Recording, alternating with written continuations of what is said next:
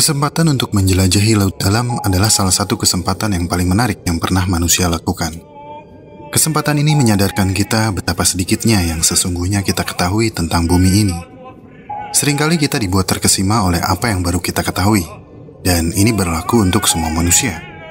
Tak terkecuali para peneliti yang sepertinya memiliki pekerjaan yang paling seru di dunia. Look, oh my god. Look at that. Wow. Goodness. Look at his Oh little my face. god. It's kind of like googly eyes. I think he ate We, too much. yeah. He's full.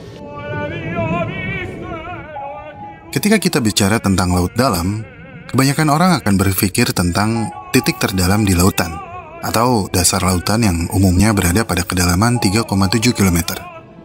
Sah, tetapi jangan lupakan keberadaan 3,22 km air di atasnya. Perairan di tengah kedalaman samudra. Pada kedalaman 200 meter hingga 1 km, sinar matahari mulai meredup. Tak mampu menembus lebih dalam. Ini adalah zona senja atau twilight zone. Titik di mana habitat mulai menjadi kejam terhadap para penghuninya, yang memaksa mereka beradaptasi dengan sempurna dari keterbatasan fisiknya. Tidak sedikit yang harus menghadapi kegelapan seumur hidupnya, sehingga banyak hewan yang memiliki mata yang sangat besar, seperti owlfish misalnya, yang memiliki mata yang sangat besar, yang mampu menyerap cahaya dari segala arah. Teleskop fish memiliki perilaku seperti namanya, seperti teleskop. Mengapung berdiri menghadap ke atas supaya matanya mampu menerima sedikit cahaya untuk membantu melihat mangsa yang lewat di atasnya. Di sisi lain, ikan seperti whalefish memiliki mata yang relatif kecil dibandingkan ukuran tubuhnya. Whalefish tidak bisa melihat keadaan di sekitar mereka, tapi mereka bisa melihat dengan merasakan getaran kecil di dalam air. Ini adalah beberapa contoh evolusi adaptif, di mana sebuah perubahan harus dilakukan oleh organisme tertentu untuk bisa bertahan di dalam habitatnya. Di perairan tengah di kedalaman samudra yang gelap, kesempatan untuk mendapatkan makanan sangatlah sedikit dan jarang, dan banyak hewan telah menyesuaikan diri dan melakukan berbagai cara untuk memanfaatkan setiap kesempatan untuk mendapatkan makanan.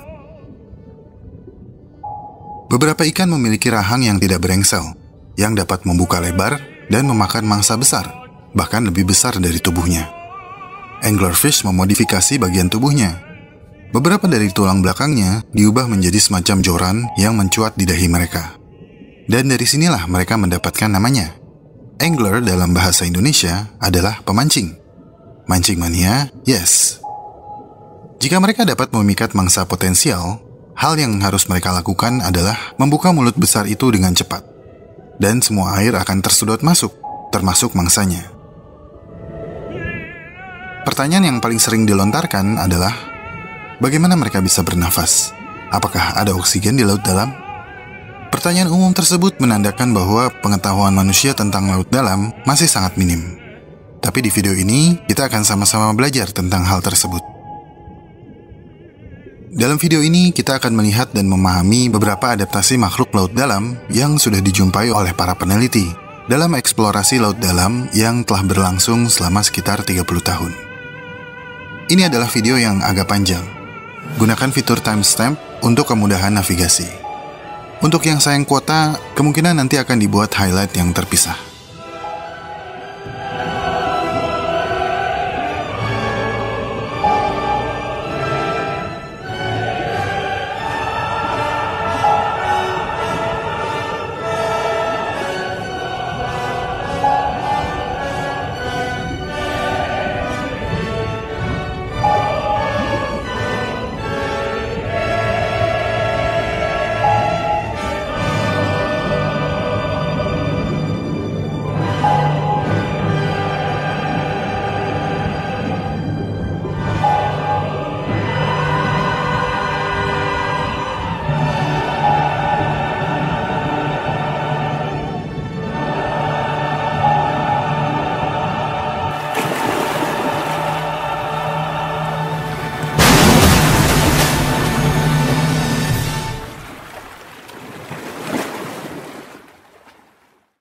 Sebelum kita lanjut, saya ingin berterima kasih kepada teman-teman yang sudah support Alam Semenit lewat donasi di Saweria. telur kucing, Zhangdian, aku suka susunya, mantap anjing, berbagi kasih, APK TNTAJ, Kut 5, Haryo udah mapan cari istri, Bubumen, aku jelek, bungkusan dan bungkusin, Bintang M, toko laundry bagus, Mas Eka, Mas Aze, Abedidan, @philojoshua_tem, Echa Sayang Mira, Yulia Kea, @wahyudi_dc, Danu, Awali Taufiki, Anissa Nur 456, Susiwanto, Pengagum Vivian Chandra, Elanimus, Akmal 28 Channel, Hai Cikian, Ginzo, Bumil Jogja, Buffet Ahmad Salim, Nama Tidak Boleh Kosong, Cabim Sakti, Nelson Lionel, Lili Aprilia, Triaja, dan Vander Walls.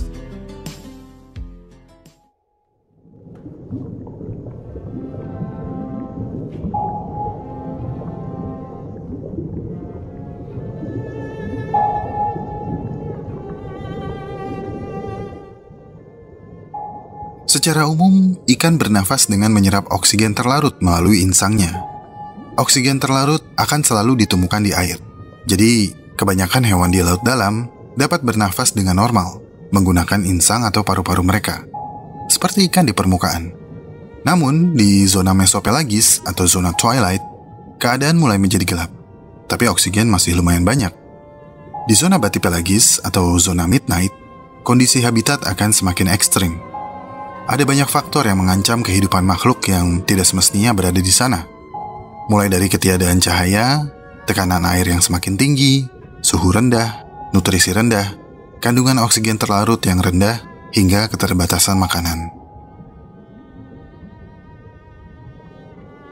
Salah satu adaptasi ikan dan hewan lain di laut dalam adalah memiliki tingkat metabolisme yang sangat rendah, yang berarti mereka membutuhkan lebih sedikit oksigen daripada ikan di permukaan. Tujuan utama dari adaptasi ini adalah untuk menghemat energi, sehingga banyak ikan dan hewan lain di zona ini tidak banyak bergerak, melayang di badan air, bahkan terlihat seperti sedang tidur.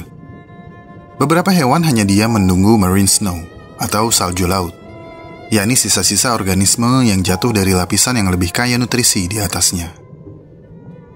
Dengan cara ini, mereka dapat menggunakan lebih sedikit oksigen untuk memproduksi energi. Marine snow atau salju laut adalah hujan yang turun di laut dalam, yang terdiri dari sebagian besar detritus organik yang jatuh dari perairan di atasnya. Salju laut umumnya terdiri dari sisa-sisa bangkai tumbuhan dan hewan, serta mereka. Ini adalah proses penting untuk mengekspor energi dari zona fotik yang kaya cahaya ke zona afotik di bawahnya. Siklus ini juga disebut sebagai pompa biologis. Salju laut memainkan peran penting dalam siklus karbon global. Patricia Yeager, profesor ilmu kelautan di Universitas Georgia, pernah mengatakan, salju laut seperti daun yang berguguran di hutan. Salju laut membawa makanan yang dihasilkan oleh fotosintesis di permukaan laut yang cukup terang ke laut dalam yang lebih gelap. Salju laut memberikan makanan penting bagi hewan dan mikroba yang hidup di tempat yang kita sebut zona senja atau twilight zone. Rata-rata, curah hujan salju ini bertambah hingga sekitar 2 buah apel per meter persegi. Tidak banyak, tapi sepertinya sudah cukup untuk menghidupi hewan di laut dalam. Banyak hewan laut yang beradaptasi untuk memanfaatkan marine snow sebagai sumber energi mereka, seperti cacing laut dalam, larva hewan laut, atau hewan laut yang berukuran lebih kecil, yang akan menjadi mangsa bagi hewan yang berukuran lebih besar.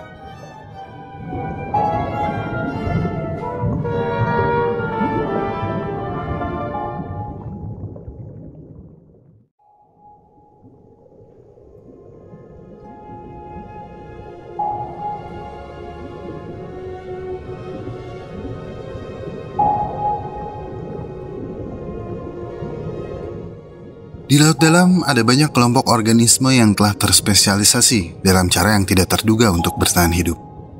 Beberapa dapat tumbuh sepanjang 3 meter dan lainnya mengambang seperti hantu di badan air. Cacing laut dalam adalah salah satu penghuni yang paling beragam dan paling tersebar luas di dunia yang gelap dan dingin ini. Banyak dari mereka dikenal sebagai polychaete, yang berarti banyak bulu, karena fakta bahwa setiap segmen di tubuh mereka memiliki sepasang parapodia yang tertutup bulu yang disebut chaetae. Ditemukan di hampir setiap sudut di laut dalam, polychaete menguasai lautan dan memainkan peran penting di dalam ekosistem laut dalam. Di struktur ventilasi hidrotermal yang menjulang tinggi dan berbatu ini, hidup satu jenis cacing polychaete yang telah beradaptasi untuk bergantung sepenuhnya pada ventilasi hidrotermal. Ini adalah cacing Pompei, seekor ekstremofil, yaitu organisme yang menyukai lingkungan habitat yang ekstrim untuk kelangsungan hidupnya. Dan mereka merupakan hewan paling tahan panas di bumi, yang hanya ditemukan di ventilasi hidrotermal di Samudra Pasifik. Mereka membentuk koloni tabung tahan panas yang menempel pada ventilasi hidrotermal. Namun, yang paling unik dari cacing ini adalah fakta bahwa ujung ekornya berada di dalam cairan ventilasi hidrotermal yang super panas, dengan suhu yang mampu mencapai 80 derajat Celcius. Sementara kepala mereka yang seperti bulu mencuat keluar dari tabungnya ke suhu air yang relatif lebih dingin. Cacing Pompei membentuk hubungan simbiosis dengan bakteri. Rambut yang melapisi tubuhnya menjadi selimut anti panas berbahan koloni bakteri berfilamen. Bakteri itu tetap hidup karena cacing Pompei mengeluarkan lendir yang kaya enzim gula dari punggungnya untuk memberi makan mereka. Dan sebagai balas budi, bakteri bertindak sebagai insulasi dan detoksifikasi terhadap cairan ventilasi hidrotermal di dalam tabung cacing, mengubah bahan kimia yang mematikan menjadi energi yang dibutuhkan cacing untuk bertahan hidup. Tapi cacing polychaete juga melimpah di hamparan terbuka di laut dalam, di mana mereka bertahan hidup dengan memakan plankton dan salju laut yang melayang turun dari atas. Beberapa mensekresikan semacam jaring lendir raksasa di sekitar tubuh mereka. Di sini, di zona perairan tengah, di antara permukaan dan dasar laut, adaptasi cacing polychaete tampak lebih unik. Cacing-cacing ini dapat mengapung dan berenang dengan menggoyangkan anggota tubuh mereka, atau mendayung menggunakan kaki mereka. Ini adalah Thomopteris, cacing bulu penari. Penari mas, yang mendorong tubuhnya dengan parapodia besarnya. Ciri umum yang mencolok adalah kebanyakan cacing di perairan tengah memiliki tubuh transparan. Ini karena di zona perairan tengah tidak ada tempat untuk bernaung atau bersembunyi. Dan beberapa cacing seperti cacing bomber hijau telah beradaptasi untuk menggunakan biopendar sebagai cara untuk mengejutkan dan mengalihkan perhatian predator. Ketika terancam, mereka meledakkan organ penghasil cahaya yang disebut fotofor, menjatuhkan semacam bom bercahaya.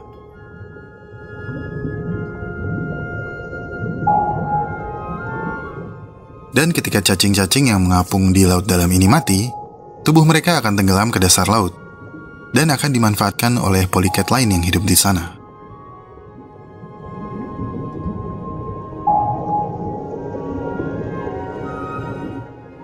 Sesekali pesta besar muncul, yaitu saat bangkai mamalia laut tenggelam ke dasar laut. Bangkai paus mampu menghidupi ekosistem di area tersebut selama 50 tahun. Semua akan makan dengan lahap. Setelah daging habis, pestanya bubar. Sisa bangkai mulai ditinggalkan, tapi ada polychaete yang tetap makan, karena mereka memiliki kemampuan untuk mendapatkan nutrisi yang tidak dapat diakses oleh hewan lain. Nutrisi yang terkunci di dalam tulang. Ini adalah tugas cacing Osedax, cacing pemakan tulang, atau cacing zombie. Dengan akar hijaunya, mereka mengebor ke dalam tulang bangkai paus untuk mencapai lemak di dalamnya. Sumsum tulang yang nggak direbus. Dan sembari makan, cacing Osedax menjalankan peran penting dari siklus nutrisi ekosistem di laut dalam. Cacing-cacing ini memainkan peran mendasar di ekosistem laut dalam sebagai detrivora, simbion, dan sumber nutrisi bagi predator.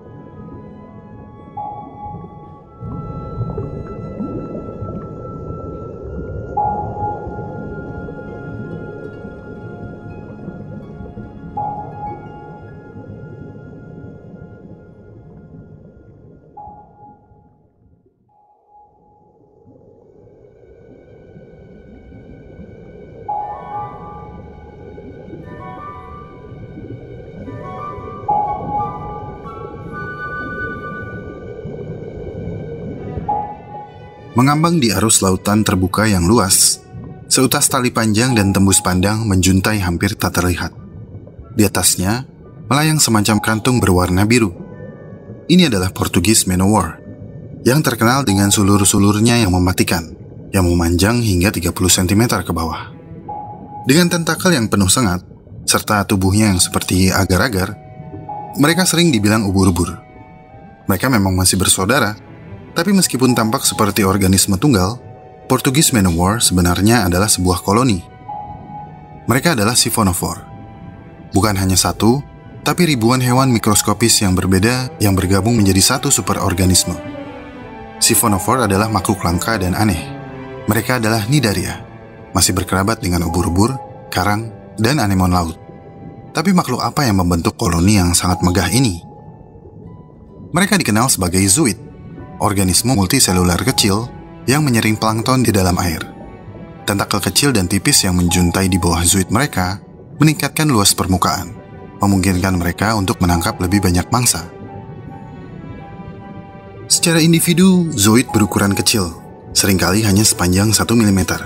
Tetapi ketika mereka bersatu, mereka dapat ditemukan dalam ukuran yang sangat besar.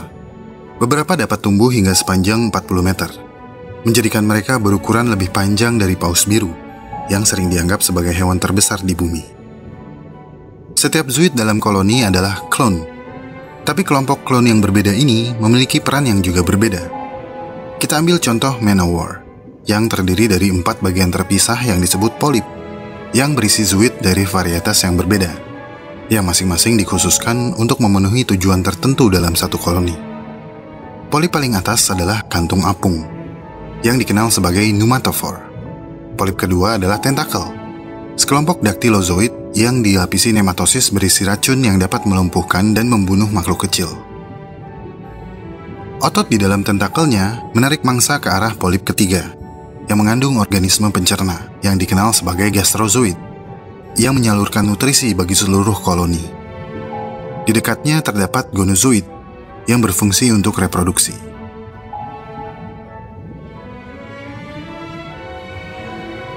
Masing-masing zooid saling bergantung satu sama lain untuk melakukan apa yang tidak dapat dilakukan jika mereka tidak berkoloni.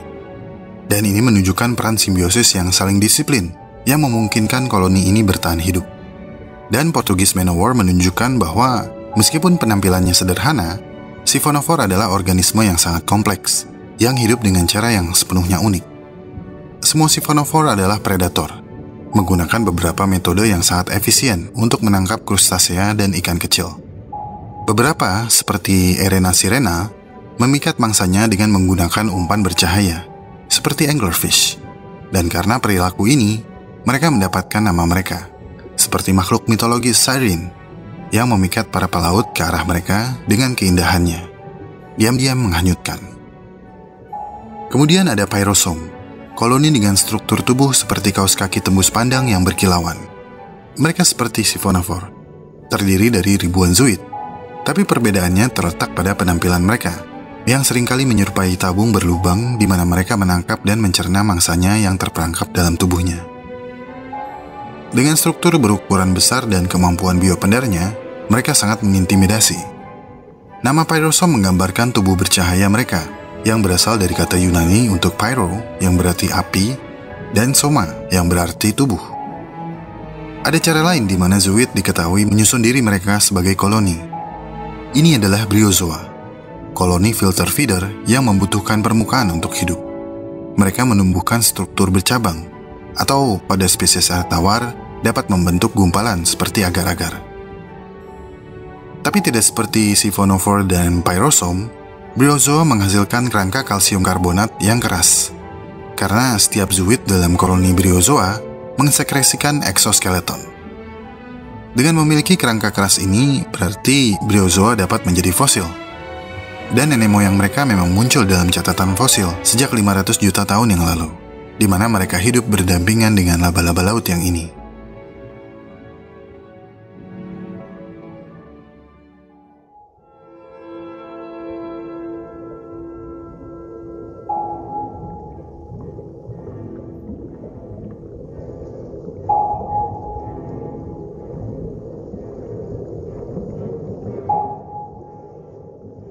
Jika kamu memiliki arachnofobia, maka laba-laba yang seukuran wajah ini mungkin akan terlihat sangat menyeramkan.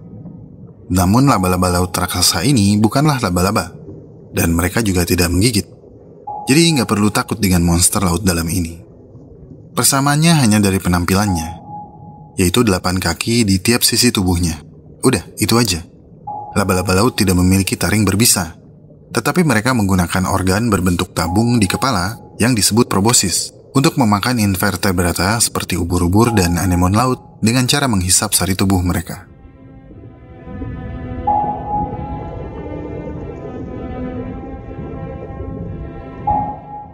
Meskipun tubuh laba-laba laut berukuran kecil, mereka memiliki struktur tubuh yang lumayan lengkap. Organ vital dan organ reproduksinya terdapat di kaki-kakinya yang panjang.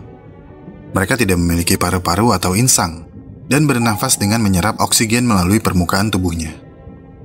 Mereka memompa darah ke seluruh tubuh mereka menggunakan isi perut yang memanjang hingga ke ujung kaki mereka.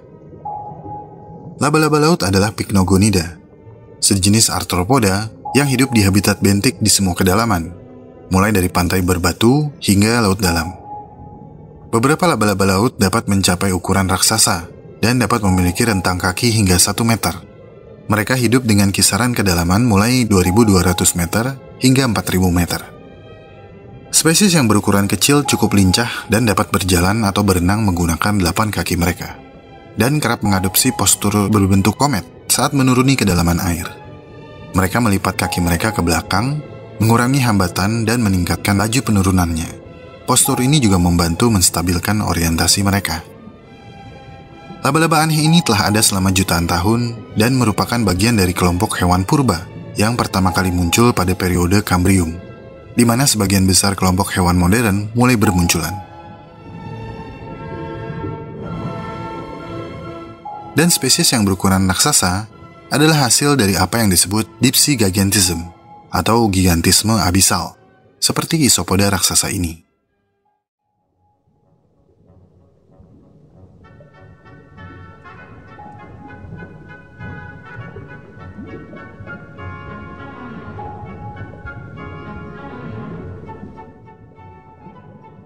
Isopoda raksasa adalah salah satu hewan pengurai penting di lingkungan laut dalam. Mereka kebanyakan karnivora dan memakan bangkai hewan yang jatuh ke dasar laut, seperti paus dan cumi-cumi. Mereka juga diketahui memangsa hewan yang bergerak lambat, atau hiu yang berenang terlalu dekat.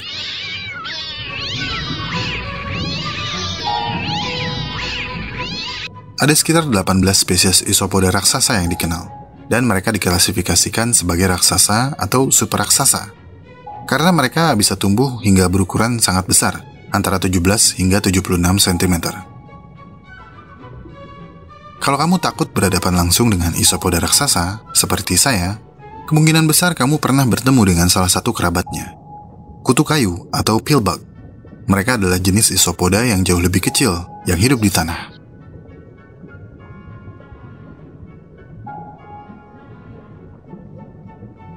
Dan ukuran besar dari isopoda raksasa ini adalah deep-sea gigantism atau gigantisme laut dalam, yang merupakan kecenderungan makhluk yang hidup di habitat kedalaman ekstrim menjadi berukuran lebih besar daripada makhluk yang hidup di habitat dangkal.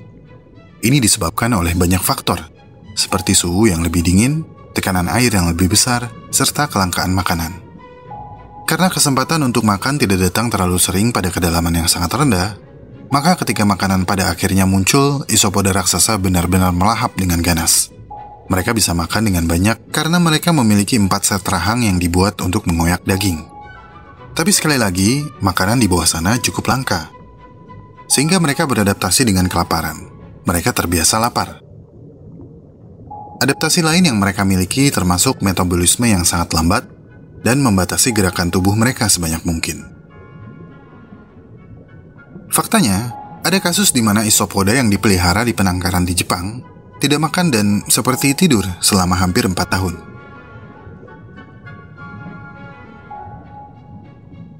Dan meskipun memiliki penampilan yang menakutkan, isopoda raksasa masih mampu mencari pasangan dan berkembang biak. Telur yang mereka hasilkan dianggap sebagai telur terbesar dari semua invertebrata laut, dengan diameter hingga 1,5 cm.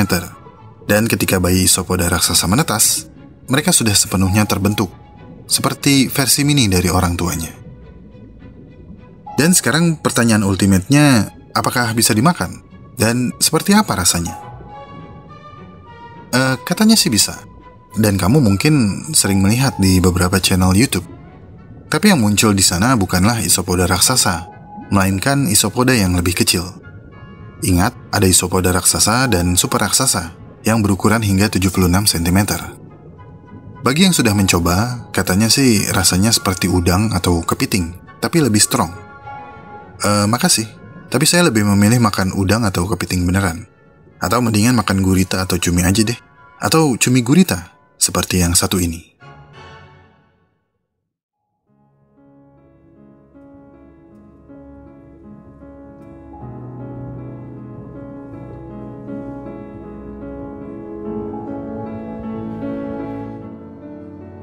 Jauh di kedalaman lautan, di kegelapan yang dingin, hiduplah makhluk purba dan misterius.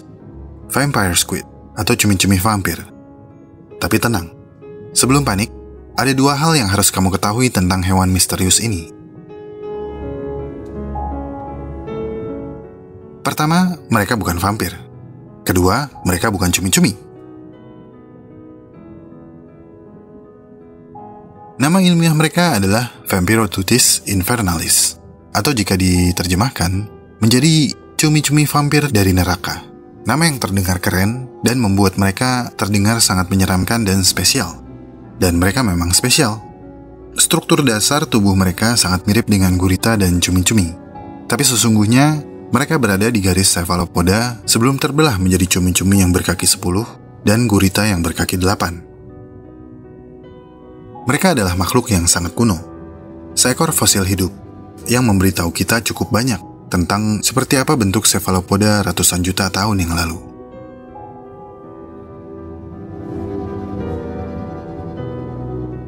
Beberapa tahun yang lalu, kita hanya bisa mempelajari mereka dari fosil yang berusia lebih dari 200 juta tahun.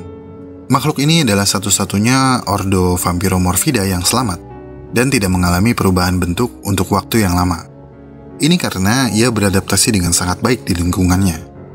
Vampirotutis hidup di kedalaman sekitar 1.800 hingga 3.000 meter. Kedalaman di mana oksigen cenderung menipis. Zona minim oksigen. Sebagian besar kehidupan tidak dapat bertahan di lingkungan yang sangat minim oksigen ini. Tapi Vampirotutis tinggal di sini dengan cukup nyaman. Mereka memiliki tingkat metabolisme yang relatif rendah. Jika manusia memiliki hemoglobin dalam darah untuk menahan oksigen, cephalopoda memiliki pigmen darah yang disebut hemocyanin, yang mampu menahan lebih banyak oksigen. Vampirotutis mengapung secara alami dan tidak harus mengeluarkan banyak energi untuk berenang. Video ini direkam dengan real time, dan seperti yang kamu lihat, cumi-cumi vampir ini seperti melayang dengan santai. Hanya sedikit hewan lain yang hidup di habitat ini. Ini berarti tidak banyak predator yang harus dihindari. Tapi ini menimbulkan pertanyaan lain. Apa yang mereka makan?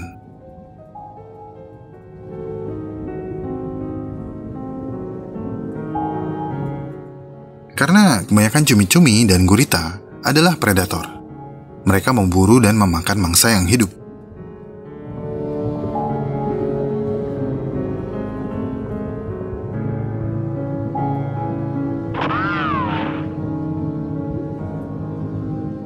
Ingat dengan marine snow atau salju laut yang disebutkan sebelumnya?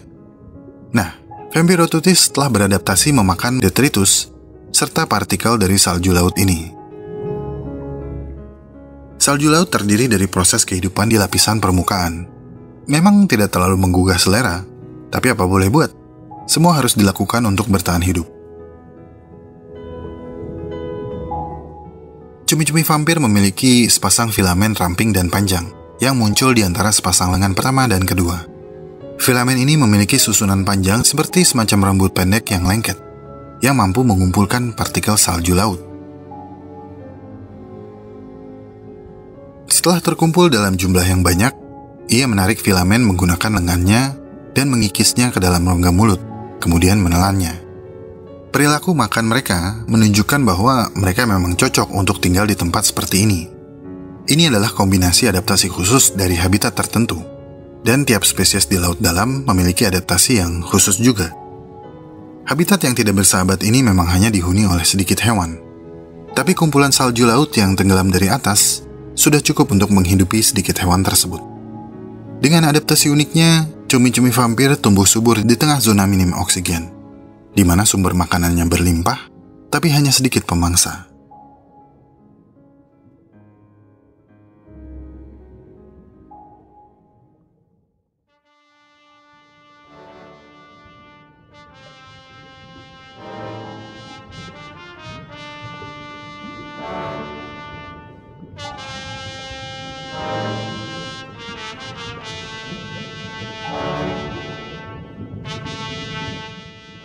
Sedikit di atas area kekuasaan Vampire Squid, di kedalaman 600 sampai 1000 meter, hidup pemangsa berwajah asimetris. Bukan hal yang aneh, karena kalau kamu perhatikan wajah kamu di cermin, wajah kamu juga asimetris. Sisi kiri tidak sama seperti sisi kanan. Tapi wajah asimetris dari cumi-cumi stroberi ini sangat menarik perhatian. Cumi-cumi stroberi memiliki satu mata kecil dan satu mata yang jauh lebih besar. Aneh? Ya, tapi keanehan ini sebenarnya adalah bentuk adaptasi yang brilian untuk kehidupan di laut dalam. Karena dengan mata asimetris ini, cumi-cumi stroberi mampu berburu makanan baik di atas maupun di bawahnya. Peneliti mempelajari keunikan ini karena setiap kali dijumpai, cumi-cumi raksasa ini hampir selalu mengapung dalam posisi miring, dengan mata yang besar menghadap sedikit ke atas dan mata yang lebih kecil menghadap sedikit ke bawah. Para peneliti menduga kalau mata besar mereka telah berevolusi menjadi perangkat counter illumination yang mengungkap penyamaran mangsa yang bersembunyi di atasnya. Mata besar itu melihat ke atas, mencari makhluk yang memancarkan siluet pada cahaya biru yang meredup, menyaring cahaya dari permukaan. Sementara mata kecil dikhususkan untuk menangkap kilauan biopender dari predator atau mangsa yang bersembunyi di bawahnya. Dan berbicara tentang biopender, cumi-cumi stroberi memiliki triknya sendiri. Lubang-lubang di tubuhnya yang membuatnya terlihat seperti stroberi sebenarnya mampu memancarkan cahaya. Bagi kita, mereka memang terlihat seperti cumi dengan warna yang mirip stroberi. Tapi jika tubuh bercahaya ini dilihat oleh organisme yang berada di bawahnya, maka bisa menyamai cahaya yang datang dari atas. Dan ini terjadi terus-menerus, membuat cumi-cumi ini hampir tidak terlihat oleh apapun yang berada di bawahnya. Masalahnya adalah, beberapa dari mangsa mereka juga menggunakan trik yang kurang lebih sama. Jadi kebanyakan predator tidak bisa melihat mereka dari bawah.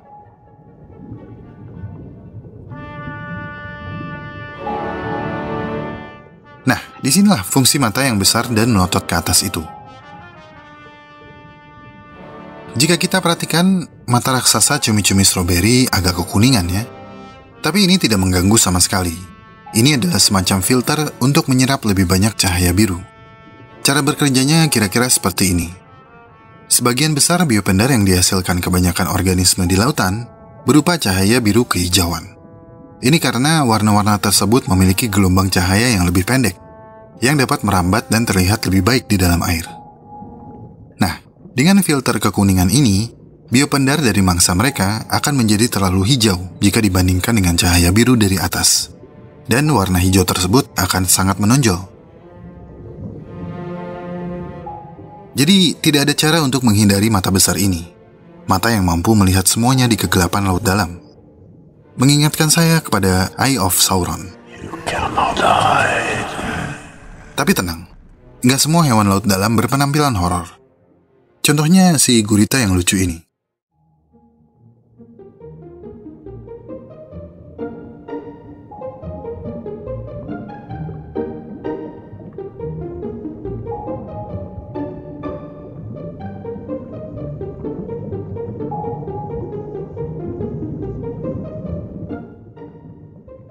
Gurita yang jarang terlihat ini dikenal sebagai Dumbo octopus. Boomer begitu mendengar namanya pasti bisa langsung menebak dari mana mereka mendapatkan namanya. Tapi buat kamu zoomer yang lagi bingung, Dumbo adalah gajah dengan kuping lebar yang bisa terbang dalam film Disney. Nama Dumbo diberikan karena sirip gurita ini terlihat seperti telinga besar Dumbo. Mereka termasuk dalam keluarga Ophistotutidae atau umbrella octopus, gurita payung kalau dalam bahasa Indonesia. Hewan ini dikelompokkan berdasarkan keberadaan membran di antara lengannya, yang jika dibentangkan terlihat seperti bentuk payung. Ada 13 spesies Grimpotutis yang diketahui. Mereka ditemukan di seluruh dunia, termasuk di Antartika. Mereka hidup di kedalaman hingga sekitar 5.000 meter. Dumbo octopus adalah gurita yang diketahui mampu hidup di dekat atau di dasar laut. Dan mereka sering terlihat beristirahat atau merangkak di dasar laut. Meskipun mereka bisa berenang, mereka memiliki kebiasaan berenang yang berbeda dari kebanyakan gurita. Mereka mengepakkan sirip yang seperti telinga itu untuk mendorong tubuh mereka ke atas. Grimpoteuthis memakan cacing, krustasea, kerang, dan copepoda. Predator alami mereka termasuk hiu dan cephalopoda yang lebih besar. Grimpoteuthis tidak memiliki kantung tinta seperti kebanyakan gurita, tapi mereka masih bisa menggunakan sel kromatofornya untuk mengubah warna tubuh, yang membantu mereka menghindari predator. Ketika sedang beristirahat di dasar laut, mereka seringkali menyamarkan diri agar menyatu dengan dasar laut. Karena imut, biasalah, jadi banyak yang ingin pelihara mereka di akuarium. Boleh aja, mereka tidak terancam punah. Tapi kamu harus punya akuarium dengan tekanan air yang setara dengan kedalaman 300 meter, supaya mereka bisa berenang ke sana kemari, menghibur kamu yang suka mengurung hewan. Nah, kok jadi emosi gini ya? Anyway, bukan kita aja yang terkesima oleh si Dumbo octopus ini. Setiap kali menjumpai mereka, peneliti selalu takjub akan keuuan mereka. Dan karena hal ini, ada satu spesies Ophistotutis yang ingin dinamakan Adorabilis, karena terlihat sangat adorable. What is this squid? It's a Dumbo octopus. Nice. Nice, Roderick. You remember that? Just get the vehicle on this one. Let's get there. Oh.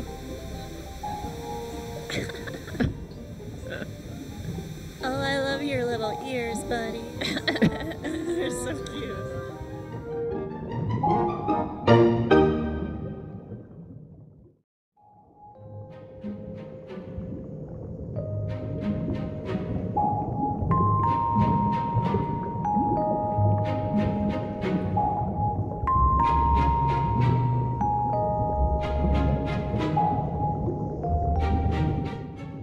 Mereka memiliki nama seperti makhluk dari mitologi Yunani. Chimera adalah hewan hibrida yang bernafas api dengan kepala seperti kambing, ekor ular, dan tubuh singa. Atau kadang dengan kombinasi hewan yang berbeda. Aneh ya? Tapi menurut saya, nama yang diberikan tersebut kurang sesuai. Karena chimera laut dalam ini lebih ke imut daripada aneh. Mereka memiliki berbagai macam nama, seperti ghost shark, rabbit fish, dan redfish. Nggak salah juga, karena mereka memiliki ekor seperti tikus, gigi seperti kelinci, lubang hidung seperti mamalia, dan kemampuan berenang yang lebih mirip dengan terbangnya burung. Tapi ghost shark atau hiu hantu adalah satu nama yang paling umum untuk mereka. Tapi ini juga kurang tepat, karena mereka sama sekali bukan hiu. Kerabat terdekat mereka yang masih hidup memang hiu, tapi mereka bercabang terpisah dari garis evolusi sekitar 400 juta tahun yang lalu. Mereka termasuk ikan yang paling primitif. Seperti hiu, kerangka chimera terbuat dari tulang rawan, dan mereka bertelur dalam semacam kantung, serta menggunakan elektroreseptor untuk mencari mangsa. Namun mereka berbeda dari hiu, karena memiliki insang yang tersembunyi. Insang mereka ditutupi oleh operculum atau penutup insang. Dan gigi mereka tidak seperti gigi hiu yang silih berganti. Chimera memiliki lempeng gigi seperti hewan pengerat yang tidak dapat berganti. Chimera bahkan memiliki tulang punggung yang berbisa untuk perlindungan dari predator. Ketika pertama kali ditemukan pada tahun 2002, para peneliti berpendapat kalau Chimeridae adalah hewan langka. Tapi 10 tahun kemudian diketahui bahwa Chimera sebenarnya relatif umum dan tersebar luas di laut dalam, dengan sekitar 50 spesies yang telah diketahui secara global. Ini kembali membuktikan kalau pengetahuan kita tentang laut dalam memang sangatlah sedikit. Mereka hidup pada kedalaman antara 200 hingga 2.500 meter. Beberapa spesies chimera bisa mencapai panjang hingga 1,5 meter. Mangsa utama mereka adalah kerang dan moluska.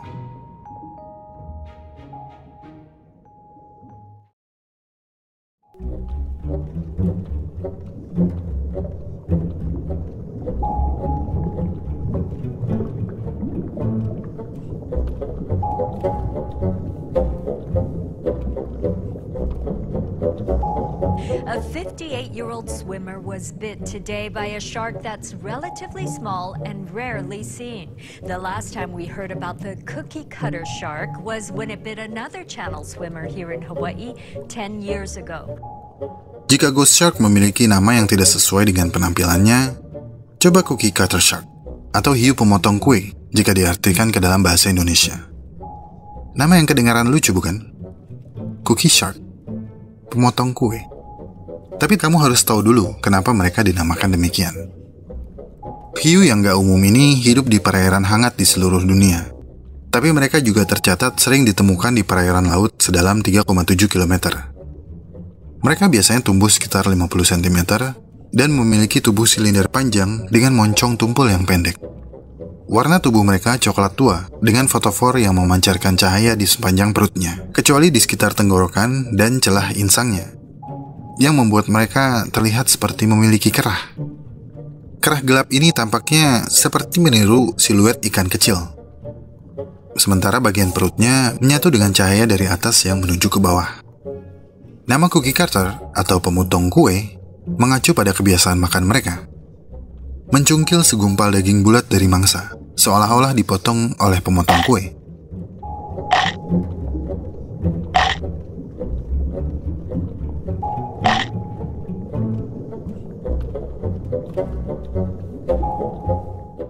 Pemotong kue yang dimaksud adalah ini. Dan kalau diperhatikan, gigitan mereka memang rapi banget. Jadi ngeri ya sama ketajaman gigi mereka. Bekas gigitan hiu ini sering ditemukan pada berbagai mamalia laut, ikan, kabel bawah laut, hingga kapal selam.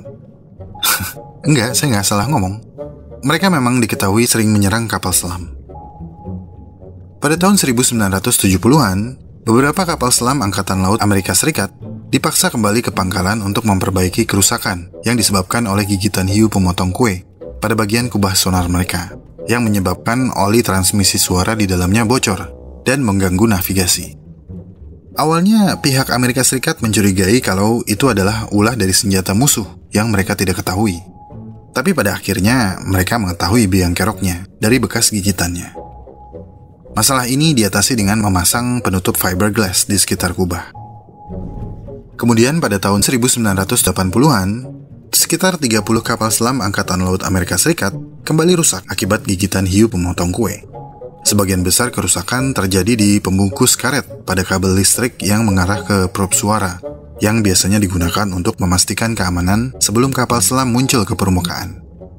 Beberapa peralatan oseanografi dan kabel telekomunikasi juga dirusak oleh spesies hiu ini. Beberapa hiu memang diketahui sering menyerang kabel fiber optik di dasar laut, mengelupas karet pembungkus kabel, dan menyebabkan jaringan internet di dunia melambat. Ada apa dengan hiu dan kabel ya? Apakah menggigit kabel membantu menanggalkan gigi mereka? Atau justru membantu mengasah ketajaman gigi mereka? Bicara tentang gigi,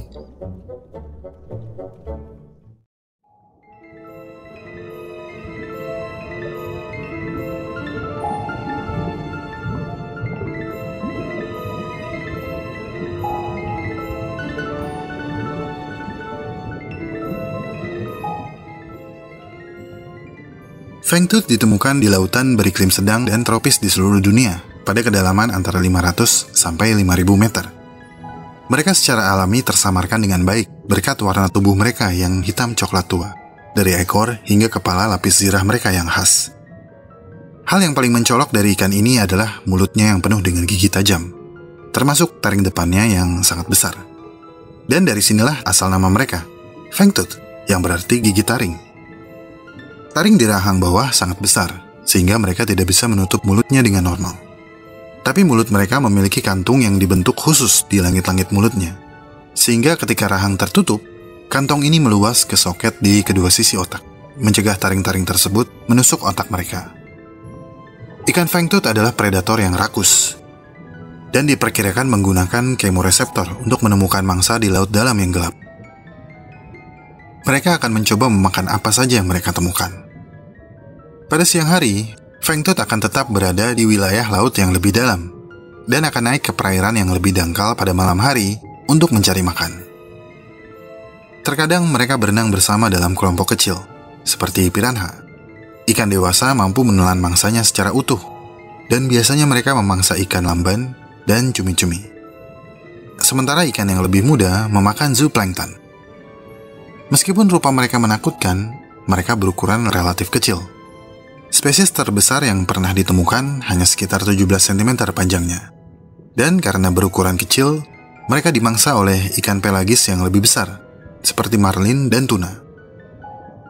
Di laut dalam, biopender seringkali digunakan beberapa hewan untuk menyinari mangsa atau pemangsa mereka. Dan baru-baru ini ditemukan bahwa beberapa spesies ikan laut dalam, termasuk fangtooth, memiliki warna tubuh yang sangat hitam, yang mampu menyerap lebih dari 99,5% cahaya. Dan karena hal ini, banyak hewan yang tidak mampu melihat mereka dengan baik. Fangtooth memiliki reflektansi rendah ini dengan menggunakan beberapa lapisan melanosom yang saling menumpuk di kulit mereka. Ukuran dan bentuk melanosom telah dioptimalkan untuk meminimalisasi reflektansi mereka. Lapis demi lapis melanosom ini tidak memiliki celah antar sel pigmen yang biasanya ditemukan pada spesies ikan berwarna gelap. Penemuan ini dapat dipelajari manusia untuk menciptakan bahan penyerap cahaya baru yang bisa diaplikasikan pada benda-benda seperti panel surya dan teleskop.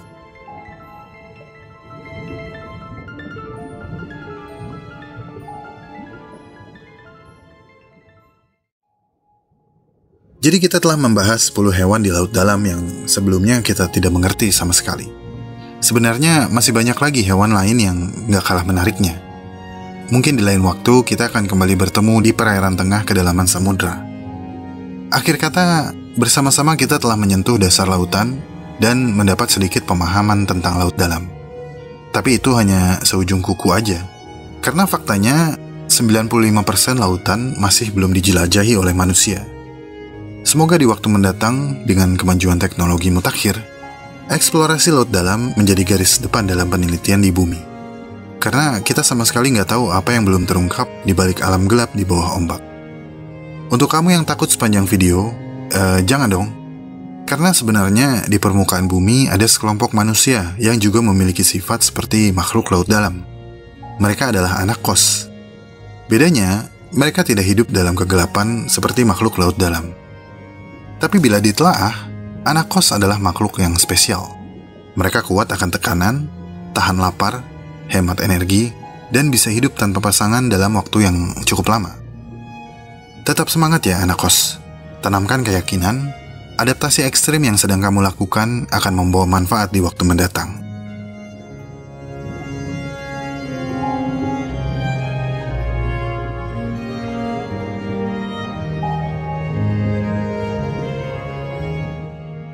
Terima kasih telah menonton sampai menit ini.